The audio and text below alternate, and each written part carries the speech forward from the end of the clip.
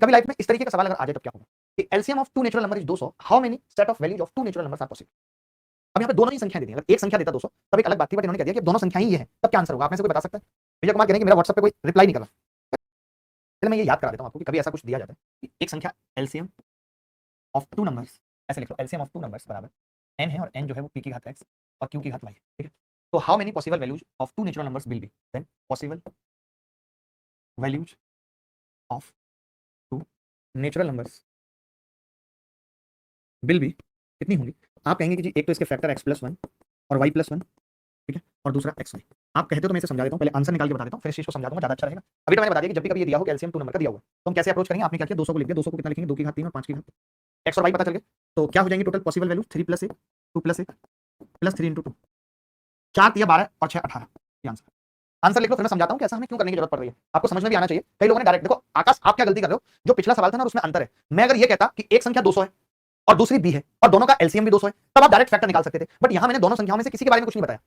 यहां मैंने दोनों संख्याओं के बारे में किसी के बारे में कुछ नहीं बताया। यहां मैंने इतनी सी बात की कि दो संख्याओं का एलसीएम 200, तो बताओ कितने पेयर बनेंगे। मैं इस चीज को समझाता हूं आपको बहुत अच्छे से, आपको मजा आएगा, आप जानोगे कि हाँ यार ये तो बड़ा अच्छा तरीका है, हम तो गड़बड़ कर रहे थे। कमेंट कौन कर रहे हैं, एक बार ज्यादा अच्छा रहेगा। तो दो बातें, ये आपने लिख लिया होगा, फॉर्मूला लिख लिया आपने, हर चीज समझ ली। अब देखो बहुत अच्छे से मैं बताता हूं, दो संख्याएं थी भाई a और b, और इनका एलसीएम कितना है, एलसीएम 200। दो संख्याएं हैं जिनका एलसीएम 200। अब दो बातें हो सकती हैं और हमेशा दो बातें होती हैं। मैं हमेशा एक चीज कहता हूं कि दो बातें हमेशा होती हैं। अब शांति से समझो, एक बार मुश्किल चीजें हैं, इनको समझाने में थोड़ा वक्त लगता है, ठीक है, समझ लें। दो बातें होंगी कि या तो एक संख्या कंप्लीट 200 है, तो आप ये कह दोगे कि यहाँ पे फैक्टर ऑफ 200 आ जाएंगे, ये हो सकता है। दो ही टाइप बनेंगे, या तो इतनी संख्या होंगी तो मैं कहूंगा अच्छा अरे वाह, तो आप कहेंगे 200 के फैक्टर निकालना तो बहुत आसान बात है, कैसे निकलेंगे, पावर लिखी हुई है 3 + 1 और 2 + 1, यानी टोटल 12, यानी 12 संख्याएं तो इस केस में पॉसिबल है। अगर एक संख्या 200 है तो 200 का कोई भी फैक्टर हम बी में ले लेंगे तो एलसीएम कितना आ जाएगा 200। एक तो ये बात, ये फिट हो गई, यहां से मुझे पता चल गया 12 संख्या, लेकिन ऐसा जरूरी नहीं, ऐसा जरूरी नहीं। एक पॉसिबिलिटी ये भी है कि ए के अंदर तो 2 की पूरी पावर आ जाती है और बी के अंदर 5 की पूरी पावर आ जाए। बाकी सारे टाइप आ चुके हैं। आप अगर ये सोचें कि मैं 5 की भी पावर यहां ले लूं तो कोई मतलब उस बात का नहीं है, ठीक है, क्योंकि वो वहां पे आ चुका है। तो मैं अब यहाँ पे कितनी ले सकता हूँ 5 की पावर, कोई बता सकता है? तो आप कहेंगे 5 की पावर आप 0 और 1 ले सकते हैं। तो बच्चा कहेगा 2 क्यों नहीं ले रहे इस बार, क्योंकि अगर मैंने 2 ले ली 5 की पावर, इसका मतलब तो 200 आ गया, और 200 तो मैं यहाँ पे बना चुका हूँ। मैं ये मान चुका हूँ कि अगर एक संख्या 200 हो गई तो दूसरी फैक्टर ऑफ 200 से 12 संख्या बनेगी। तो अब जो मैं मान रहा हूँ या जो मैं नेक्स्ट केस बता रहा हूँ उसमें ये कह रहा हूँ कि इसमें से कोई भी संख्या 200 नहीं लेनी, दोनों फैक्टर लेने 200 के। तो मैंने एक में मान लिया कि 2 की पावर 3 कंप्लीट है, तो उसमें 5 की घात 0 और 1 आ गई, और 5 की घात 2 में मैं 2 की घात कितनी ले सकता हूँ, 0 1 और 2, यानी 3 संख्या यहाँ पे पॉसिबल। भाई 5 की घात 2 के साथ 2 की घात 0 आ जाए, 3 तो नहीं ली फिर से, अगर 3 ले लेता तो ये वाली संख्या 200 बन जाती, फिर ऊपर वाला केस हो जाता। यानी दो वैल्यू यहाँ पॉसिबल है और 3 यहाँ, टोटल 6 संख्या इस तरीके से बन पाएंगी, 12 यहाँ पे बनी तो 6 यहाँ, 18 आंसर।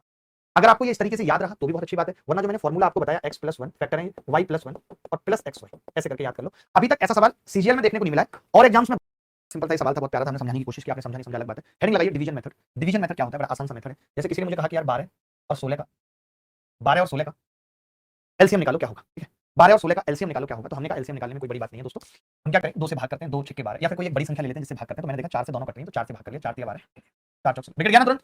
मैंने कहा तुरंत बिगड़ जाएंगे, आपको टेंशन नहीं लेनी, मैंने कह दिया तो अभी हट गया, तुरंत बिगड़ गया, तुरंत फोन पहुंच गया होगा भाई साहब। अब मैंने 3 से भाग किया, 3 एकम 3, फिर 4 बचेगा, 1 और 1। अब हम ये कह सकते हैं कि एलसीएम क्या होता है, जो फैक्टर इधर आए हैं उन सबकी गुणा 4 गुणा 3 गुणा 4, 4 3 12 चौक 48, 4 3 12 चौक 48। क्लियर है बात? किसी को डाउट है तो बता देना भाई मुझे, ठीक है। ये डिवीजन मेथड है, इसकी जरूरत बहुत कम जगह पड़ेगी, इसे हम हिंदी में भाग विधि कहते हैं। ये जब आप छोटे छोटे होगे तब आप इस तरीके से, कविता मैडम ने आपको सिखाया होगा इस तरीके से एलसीएम निकालना, बट एलसीएम निकालने का अच्छा तरीका नहीं माना जाता, ठीक है। अब हम बात करते हैं एक और बहुत काम की, वो है realistic way to find LCM. LCM find करने का अच्छा तरीका या असली तरीका क्या है, ठीक है, असली तरीका क्या है, realistic way to find LCM, ठीक है।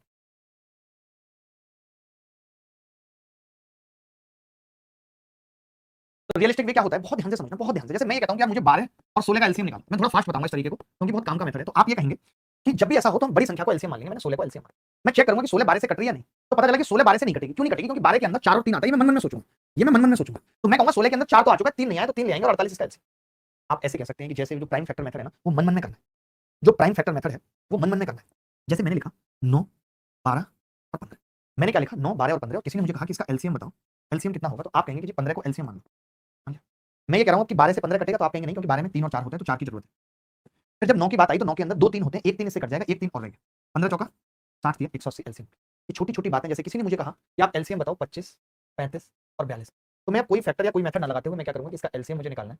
एलसीएम क्या होगा, मैंने 42 को एलसीएम मान लिया, 42 में एक भी 5 नहीं है तो मैं 25 पूरा लिया। फिर मैंने देखा जो 35 है उसका 7 इसके अंदर आ चुका है और 5 इसके अंदर आ चुका है, यानी ये इसका एलसीएम है 1000। 1050 क्या है इसका एलसीएम है। Realistic way to find LCM, ठीक है। Is it clear? ये सबको आ रहा है। देखो एक चीज और मैं बता रहा हूं, ऐसा नहीं कि हमें सारे एग्जांपल यही देखने, हम अभी मेथड सीख रहे हैं। जब मेथड को सवालों में अप्लाई करेंगे तो भी बहुत सारी चीजें हम सीखेंगे। आप ये मत सोचा करो कि ये मेथड नहीं समझ आया तो मैं आगे कैसे काम चलाऊंगा, आगे भी काम चलेगा। हमेशा काम चलेगा। जैसे मैं ये कह रहा हूँ कि किसी ने मुझे ये कह दिया कि एक संख्या 8 और एक संख्या 9 है, एक संख्या 8 और 9 है और एलसीएम बताओ, तो अब आप क्या करेंगे, 9 को लेंगे और आपको पता है इसमें कुछ कॉमन नहीं है तो सीधे गुणा कर देंगे, बात। यानी मुझे ये पता चल गया दो संख्याओं में अगर कुछ कॉमन नहीं है तो एलसीएम जो होगा वो डायरेक्ट गुणा हो जाएगी। तो आपको ये बात अलग से लिखनी है कि एलसीएम ऑफ टू को प्राइम नंबर बराबर ए बी इंटू बी। यानी हमने ये कहा अगर दो संख्याएं को प्राइम है तो उनका एलसीएम क्या होगा, ए इंटू बी होगा। को प्राइम से मेरा मतलब है जिनमें कुछ भी कॉमन नहीं है, जिनमें कुछ भी कॉमन नहीं, कुछ भी कॉमन नहीं। आप सबको मैं को प्राइम नंबर पढ़ा चुका हूं। ऐसी कोई भी संख्या जिनमें कुछ भी कॉमन नहीं है, जिनका एचसीएफ 1 है, उनका एलसीएम क्या हो जाता है, ए इंटू बी मल्टीप्लाई हो जाती है। मैं कुछ एक सवाल आपसे पेपर में आए हुए पूछ रहा हूं, आपको अच्छा भी लगेगा, ठीक है। तो सवाल करते हैं, सवाल पे फोकस करते हैं, सवाल करना जरूरी है। जैसे कि ये छोटा सा सवाल है, छोटा सा सवाल एसएससी एग्जाम में आया, किसी प्री एग्जाम में इन्होंने क्या बोला है, इन्होंने कहा है कि दो को प्राइम नंबर है और उनका मल्टीप्लिकेशन ही दे दिया। इन्होंने कुछ नहीं कहा, इन्होंने कहा उनका मल्टीप्लिकेशन ये है, तो दो प्राइम नंबर का मल्टीप्लिकेशन जो होता है वही उनका क्या होता है, एलसीएम। यानी एलसीएम क्या आ जाएगा, 945। किसी को डाउट है तो मुझे बताओ, एनीबॉडी एल्स, अनुज क्या ऐसे सवाल पेपर में आते हैं, बताओ। अच्छा अगर मैं आपसे ये कह दूं यहाँ पे तो को प्राइम नंबर है, अगर मैं आपसे कह दूं कि दो संख्याएं प्राइम नंबर है, एक्स और वाई आर प्राइम नंबर, अगर मैंने दोनों ही प्राइम नंबर कह दिया, ये दोनों प्राइम नंबर है, एक्स भी प्राइम नंबर है और वाई भी प्राइम नंबर है, बताओ इनका एलसीएम कितना होगा। तो आप कहेंगे कि प्राइम नंबर में तो कुछ कॉमन हो ही नहीं सकता, गारंटी है, तो एलसीएम एक्स इंटू वाई होगा। दो संख्याएं प्राइम नंबर है, एक्स इंटू वाई होगा, और अगर दो संख्याएं को प्राइम नंबर है तो भी उनका एलसीएम मल्टीप्लाई में होगा। अब कई बच्चों को यहाँ पे लग रहा होगा कि सर बताओ क्या ऐसा कोई सवाल पेपर में आता है, तो मैं उन लोगों के लिए दो सवाल यहाँ उनकी छाती पर फेंक के मार रहा हूँ, देख के डरे ना। और एसएससी सीजीएल 12 2022 थर्ड शिफ्ट में ये सवाल आया। मैं लगातार कह रहा हूँ कि मैं आपको गणित करंट से जोड़ के पढ़ा रहा हूँ कि किस किस तरीके के सवाल पेपर में आ रहे हैं, ये आपको पता होना चाहिए। दो अभाज्य संख्याएं हैं और उनका एलसीएम 209 है, तो मैं ये कह सकता हूँ अगर किसी संख्याओं का एलसीएम 209 है वो अभाज्य है, इसका मतलब उनका मल्टीप्लिकेशन भी 209 होगा। और 209 किससे कट रही है, 11 गुणा 19, ये कह सकते हैं। लेकिन सवाल में ये कह रहा है कि ए बड़ी है, इसका मतलब ए 19 है और बी 11 है, चलेगा चलेगा। ये सवाल पेपर में आया था, इसमें पूछा था ए स्क्वायर यानी 19 का स्क्वायर और माइनस बी यानी 11, तो 361 माइनस 11 बराबर 350। और मुझे लगता है 350 मैक्सिमम लोगों का उत्तर था। वो तो जाएंगे भाई, हमने जब कह दिया तो अब ऐसे ही नहीं हम किसी को कहते, तो जैसे हमारे 19 और ये सेम सवाल है, तो बी स्क्वायर का मतलब 121 माइनस ए 361। भाई क्या लिखा है आपने, ये मैच तो नहीं कर रहा है, ऑप्शन तो मैच नहीं कर रहा है, 121 में देते।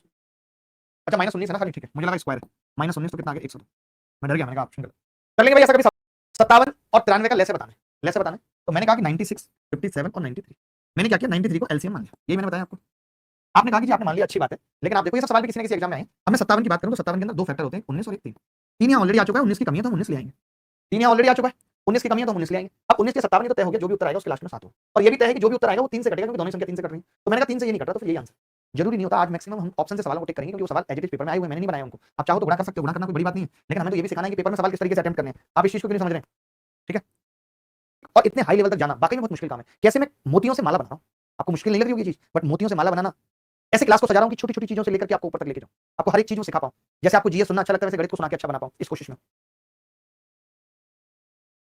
16 24 36 और 54 का लेसे ज्ञात कीजिए, ठीक है। तो बड़ा सिंपल है यार, मैंने कहा 54 को ही मान लीजिए, 54 को मान लीजिए। अब इसमें एक चीज और भी थी कि मैं अगर सिर्फ ऑप्शन से जाता, जैसे 36 से कोई संख्या कट रही है, इसका मतलब कि श्योर है कि वो 9 से कटेगी, मानते हो नहीं, 9 से कटेगी। 9 से वो संख्या कटती है जिसके सम ऑफ डिजिट 9 से कटते हैं। तो मैंने देखा कि 8 7 15 ये पहली संख्या के सम ऑफ डिजिट 9 से नहीं कटते, बाकी के कट रहे हैं। तो मैंने देखा कि अगर कोई संख्या 24 से कट रही है तो वो 4 से भी कटेगी, और 4 से वो संख्या कटती है जिसके अंतिम दो अंक 4 से कटते हैं। तो ना तो इसके अंतिम दो अंक 4 से कटते हैं, ना इसके, तो ये आंसर। तो हमें ऐसी छोटी छोटी सी चीजें जो हमने आपको डिविजिबिलिटी में बताई है वो भी आपको पूरे एलसीएम में लगानी है, बाकी निकालना कोई मुश्किल नहीं था। 54 है तो मैंने कहा कि 36 का 18 आ चुका है, 54 में आ चुका है, तो 2 रह गया, 2 रह गया। 24 की बात करूं तो 24 का ये कह सकते हैं भाई 6 तो इधर आ चुका था और 2 इधर, 6 दूनी 12, लेकिन 24 में क्या 16 को ले लेते हैं, 16 में 2 की यहाँ 4 होता है, यहाँ पे 1 2 यहाँ है और 1 2 यहाँ है, 2 2 आने बाकी है, नहीं 4 ही। अब मैंने देखा 24 से भी कटेगी, 36 से भी, 54 से भी, यही सवाल का उत्तर हो गया। 54 दूनी 108 चौका 432। ये मैटर हो सकता है अभी नहीं समझ आ रहा हो, क्लास के बाद समझ आएगा, या आगे आगे जैसे जैसे क्लास बढ़ेगी तो आपको समझ में आने लगेगा। ये कहूँ आपसे कि 4 से भाग करने पर, समझना 4 से भाग करने पर 3 बचता है, सबसे छोटी संख्या क्या होगी, तो आपको कहेंगे 3 ही होगी सबसे छोटी। लेकिन मैं कहूँ कि मुझे ऐसी संख्या बताओ जो 100 के करीब है, 100 के करीब। बहुत ध्यान से समझना, मैं क्या पूछ रहा हूँ अभी कि मुझे ऐसी संख्या बताओ जो 100 के करीब है, 100 के करीब। या पहले मैं ये पूछ रहा हूँ आपसे कि मैक्सिमम 2 डिजिट नंबर बताओ। आप क्या करेंगे, आप 4 का एक ऐसा मल्टीपल ढूंढेंगे जो 2 डिजिट है, तो वो आपको पता चला, पता चला। आप चाहते हैं 3 बचे, तो आप क्या करेंगे, 3 इसमें जोड़ देंगे, 99 आंसर आ जाएगा। यही करते हैं भाई, हमने क्या किया, जो हमें चाहिए था 4 का एक मल्टीपल लिया और उसके अंदर 3 जोड़ दिए, यही किया। अच्छा अगर 100 के करीब कोई पूछता तो दो बातें होती। अब किसी ने ये नहीं बताया कितने करीब है, देखो मैं बहुत लोगों के बारे में कह सकता हूं मेरे करीब है, ये भी मेरे करीब होगी, लेकिन कौन कितना ज्यादा करीब है ये भी तो मायने रखता है। तो अगर हम ये कहेंगे भाई 100 के करीब दो बातें हो सकती थी, एक तो 100 प्लस 3 हो सकता था 103, और एक आपने 96 प्लस 3 निकाला, एक ये हो सकता 99, ये चीजें हो सकती थी 100 के करीब। यानी जब मुझे 100 के करीब पूछना था तो मैं कैसे ये दोनों चीजें एक साथ निकाल सकता था। बहुत ध्यान से समझना, बहुत जरूरी चीजें जो मैं समझाना चाहता हूं। तो देखिए एक तरीका तो होता है कि हम इसमें रिमाइंडर जोड़ दें, डायरेक्ट क्या जोड़ दें, रिमाइंडर जोड़, और एक तरीका होता है कि हम इसमें से माइनस कर दें नंबर माइनस रिमाइंडर। ये आपको समझाना है। जब भी किसी संख्या के करीब कोई चीज पूछी जाती है तो मुझे पता है कि 100 4 से कटता है, तो मेरे पास एक तरीका तो ये है कि मैं 100 में 3 जोड़ के 103 बना लूं, और मेरे पास एक तरीका क्या है कि 3 बचाना है तो 4 माइनस 3 एक इसमें से घटा दूं तो 99। समझ गए बात। तो ये जो दोनों चीजें आ गई, हमें 96 नहीं लिखना पड़ा, हमने डायरेक्ट कर। ऐसा क्यों, ये भी तो समझे, ऐसा क्यों, क्योंकि इसी से हमें कई सारी चीजें सीखनी है भाई। मैं ये कह रहा था जब कोई हमसे कहता है कि 4 से भाग करने पर 3 बचाना है, तो एक तो 4 प्लस 3 है, फॉर्म है नहीं। अब मैं इसी चीज को कहता हूं कि आप इस 4 + 4 और -1 लिख सकते हो, यानी इसको भी हम 4k - 1 कर सकते हैं कि नहीं। ये हमारा 4k + 3 था और एक आ गया 4k - 1, यानी कि हम इस 4 को भी इधर ले गए। तो जब भी कोई हमसे ये पूछता है तो दो तरीके से संख्या निकलती है कि या तो आप डायरेक्ट रिमाइंडर जोड़ दो तो भी आपको वही रिमाइंडर मिलेगा, या फिर आप माइनस कर दो क्या संख्या माइनस है। ये आपको अगर अभी नहीं आई होगी बात समझ तो आगे आएगी, बट ये बहुत काम की बात थी, ठीक है, बहुत काम की बात थी। मुझे नहीं पता आपको समझ आई नहीं आई, छोड़ दो, फिर से समझाऊंगा। अभी इसलिए इतनी छोटी तरीके से गहराई में ले जाके आपको हर बात बताना चाहता हूं, बट मैं समझ गया कि आपको समझ नहीं आई, कोई बात नहीं, होता है कई बार सारी चीजें। अभी तो आप ये देखो, तो भाई हम ये कह सकते हैं कि 120 से कटने पर सबसे बड़ी संख्या बतानी है, यानी 120 का मल्टीपल बताना है। तो 5 अंकों की सबसे बड़ी संख्या क्या होती है? 9999 होती है। अब मैं चाहता हूं कि 120 से कटे, देखो मेरे से बने तो डायरेक्ट भी कर देते हैं। मुझे पता है कि लास्ट में 0 आना तय है। अब संख्या 12 से कटेगी तो 3 और 4 से कटना जरूरी है, और स्टार्टिंग में आपको पता है 9 9 9 तो आएंगे ही आएंगे। अब मैं यहाँ पे क्या लूँ एक अंक बीच में, तो मैंने कहा 3 से कटने के लिए या तो यहाँ पे 9 ही आता, या तो यहाँ पे 9 ही आता, लेकिन 9 आने पे 90 कभी नहीं कटेगी, यहाँ पे ई बनाना चाहिए तो 6, बस तो डायरेक्ट पता लग जाता है। लेकिन डायरेक्ट आपको नहीं लगेगा, आप रहने दो। अभी आप तो ये देखो कि जब ऐसा सवाल पूछा जाए तो हम 120 से भाग करेंगे। 12 8 96 960 399 हो गया, 120 दिया 360, 9 और 3 हो गया, फिर हमने 9 उतार लिया, 120 दिया 360, आपने देखा कितना बच गया। हमने ये देखा कि जब हम 9 9 9 ले रहे थे तो 39 बच रहा था, तो अगर मैं ये 39 इसमें से घटा दूं तो बात बन जाएगी या नहीं? तो आपने कहा बिल्कुल बनेगी, यानी कि वो संख्या ये होगी। ये मैं अभी बेस बना रहा हूं, मैंने अभी कुछ नहीं पढ़ा है, मैं सिर्फ इतनी देर से आपका बेस बना रहा हूं कि बेस क्या होना चाहिए। तो इस सवाल का आंसर यह कि 5 अंकों की सबसे बड़ी संख्या हमने देखा ये है। 120 से भाग लगाया, 39 बचा, हमें कुछ बचाना नहीं था, कंप्लीटली कट करना था, जो 39 बच रहा था वो हमने इसमें से माइनस कर दिया। अभी तो मैं एलसीएम पे पहुंचा ही नहीं भाई, आपको तो बाद में समझाऊंगा, पहले ये सवाल देखो ये क्या कह रहा है। ये कह रहा है कि find the largest 6 digit number which when divided by 120 leaves a reminder of 35। तो इसमें 64 बता रहे हैं भाई साहब, गजब कर देते हो यार आप, 64 बता रहे हैं भाई साहब, गजब कर देते हो यार आप, तो मतलब एक धुआं सा उड़ा देते हो आप। आपकी ये चीज तो दिल छू लेती है। आपकी बात देखिए सीन क्या है कि find the largest 6 digit number है, तो हमने कहा कि लार्जेस्ट 6 डिजिट नंबर वही हो सकता है कि भाई 9 9 9 9 और 6। ये संख्या 120 से कटेगी क्योंकि ये 3 से भी कट रही है, सही है, वही सवाल था सिर्फ इससे कटेगी। लेकिन अब की बार हमें क्या करना है, हमें 35 बचाना है, तो जो हमें बचाना है वो हम क्या करते हैं, जोड़ देते हैं इसमें, बात खत्म। तो 35 हमने जोड़ दिया तो क्या होगा 9 9 9 9 9। बहुत सिंपल सवाल था, कुछ भी नहीं करना था। ऐसे सवालों को करने के लिए हम कहते हैं कि 120 के प्लस 35, हमें 120 का कोई मल्टीपल और उसके अंदर 35 जोड़ना है, बात खत्म, ठीक है।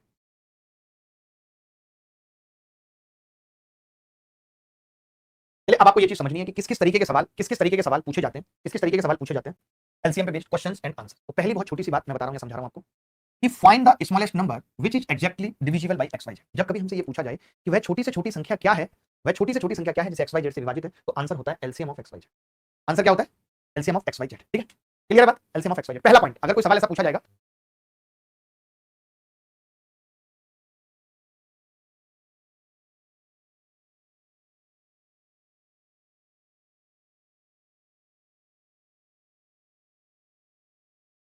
Find the smallest number which is divided by X Y Z and leaves reminder R in each case. अगला सवाल जो पूछा जाता है एलसीएम एचसीएफ पे, इसके अलावा कुछ नहीं पूछा जाता। Find the smallest number which is divided by X Y Z and leaves reminder R in each case का आंसर होगा LCM of X Y Z plus R, LCM of X Y Z plus R, ठीक है। देख के जरूर मुझे बताना इसके बारे में कि आपको कैसा लगी ये क्लिप, कितना कल हमने reminder R in each case, तो आंसर होगा LCM of X Y Z plus R. यहां पे मुसीबत फंस गई कैसे? क्योंकि find the smallest number which is divided by X Y Z and leaves reminder ABC respectively. देखिए जब तक रिमाइंडर 1 आ रहा था तब तक कोई तकलीफ नहीं थी, हमने जोड़ दिया। अब इस सवाल के हम 3 आंसर निकालेंगे क्या? नहीं, तो हमने क्या किया, LCM of X Y Z लिया, उसमें से k घटा दिया। यहां पे k क्या है, x - a y - b z - c। अभी मैंने यही बात आपको बताई थी थोड़ी देर पहले कि दो तरीके से आंसर निकलता है, या तो रिमाइंडर जोड़ दो, या मैंने कहा था कि इसका और रिमाइंडर का जो अंतर है वो घटा दो। तो हमने देखो वही किया कि यहाँ पे हमें पता चल गया कि x से भाग कर रहे हैं a तो x - a, y से भाग कर रहे हैं b तो b, z से भाग कर रहे हैं c, इन तीनों का अंतर क्या है। तो मैंने ये कहा था कि k हमने घटा दिया। आपको ये बात समझ आई है? आप दोबारा सीखना या समझना चाहते हो तो मुझे बता दो। लास्ट वाली बात मैं एग्जांपल से फिर से समझा रहा हूँ अपनी उसी बात को। जैसे किसी ने मुझसे ये कहा कि यार 5 से भाग करो और 4 से भाग करो तो 3 आया, तो आपने कहा कि 5 और 4 से कटने वाली संख्या कितनी है, तो आप कहेंगे 20, तो 20 में आपने 3 जोड़ दिया, कोई दिक्कत नहीं, 3 जोड़ दिया। फिर सवाल बना कि यार 5 और 4 से भाग करो तो रिमाइंडर आपकी बार कितना आ रहा है, 4 और 3 आ रहा है, अलग अलग है। तो अब मैं अलग अलग उत्तर कैसे बताऊं, आप मुझे बताओ। अब आपने तो देखा कि एक बार तो 20 में 4 जोड़ दिया तो 24 आएगा, फिर 20 में 3 जोड़ दो, यानी 24 और 23 दोनों उत्तर बता दिए, तो मुश्किल हो गई। तो मैंने ये कहा कि जब मुझे कोई ये कह रहा है कि 5 से भाग करने पर 4 बच रहा है, तो जो मेरे पास दो ऑप्शन है, या तो मैं 20 में 4 जोड़ूं, यही है ना, मैंने कहा था 20 में 4 जोड़ूं, 4 बचाना है मुझे, या फिर मैं ऐसा करूं इस 20 को पहले ब्रेक करूं 15 + 5 में, कर सकता हूं नहीं, और मुझे 4 बचाना है तो मैं ये 4 यहाँ पे लिखूं और 1 इधर। यानी अब आपने ये कहा कि आपके पास दो ऑप्शन है, या तो 20 में 4 जोड़ो या ये 1 हटा दो 20 में से, यानी 20 - 1 19। यानी हमने दो संख्याएं फाइंड की, एक 24 और एक 19, जिसको 5 से भाग करेंगे 4 है। फिर 4 की बारी आई कि 4 से भाग करने पे 3 बचे, तो मैंने कहा या तो 20 में 3 जोड़ दो 23, या फिर आपने कहा कि 20 को हम ऐसे लिखेंगे भाई, 4 से भाग करने के बाद 16 + 4, और 4 में हम क्या करेंगे, 3 बचाना है तो ये 1 हटा देंगे। यानी यहाँ पे भी क्या हो रहा है, 1 हट रहा है, यानी 20 में से 1 हटा देंगे, तो कितना आ गया 19। अब मेरे पास दो बातें थी कि भाई 4 और 3 बचाना है, तो या तो मैं कहूंगी उत्तर 24 भी हो सकता है, 23 तो सवाल में लगेगा तुम पागल हो, एक ही उत्तर चाहिए। तो आप देखोगे एक ही उत्तर 19 19 यहाँ से आ रहा है, यानी 19 एक ऐसी संख्या है जिसको 5 से भाग करेंगे 4 बचेगा, जिसको 4 से भाग करेंगे। अभी भी अगर आपको ये बात नहीं समझ आई तो छोड़ दो पढ़ाई, आज से संन्यास का फॉर्म भर दो। मैंने ये कहा कि 3 तरीके के सवाल एलसीएम एचसीएफ पे बनते हैं। सबसे छोटा नंबर जो एक्स वाई जेड से कटेगा, LCM of X Y Z. एक संख्या जो सबसे छोटी है उसको एक्स वाई जेड से भाग दिया तो आर बच रहा है, तो LCM of X Y Z plus R. या फिर find the smallest number which is divided by X Y Z and leaves reminder ABC respectively. तो हमने क्या कहा कि LCM of X Y Z minus K, जहां पे के क्या है, इन संख्याओं का अंतर है, इक्वल। बहुत सारे लोग कहेंगे क्या अंतर इक्वल रहेगा? हाँ जी बिल्कुल इक्वल रहेगा, अंतर तभी सवाल पूछा जाएगा। फिर कुछ लोग कहेंगे अगर अंतर इक्वल नहीं रहा तो अभी जाकर के मेरी पिछली क्लास देखो रिमाइंडर की, जहां पे मैंने वो सवाल कराए थे जिनका अंतर इक्वल नहीं था। अगर अंतर इक्वल नहीं रहा तो सवाल फिर एलसीएम का नहीं होगा, वो किसमें चला जाएगा, रिमाइंडर फॉर्म में, और अंतर अगर इक्वल है तो सवाल एलसीएम एचसीएफ पे होगा। फटाफट से इजाजत दो तो हम आगे के सवाल पे बढ़ते हैं।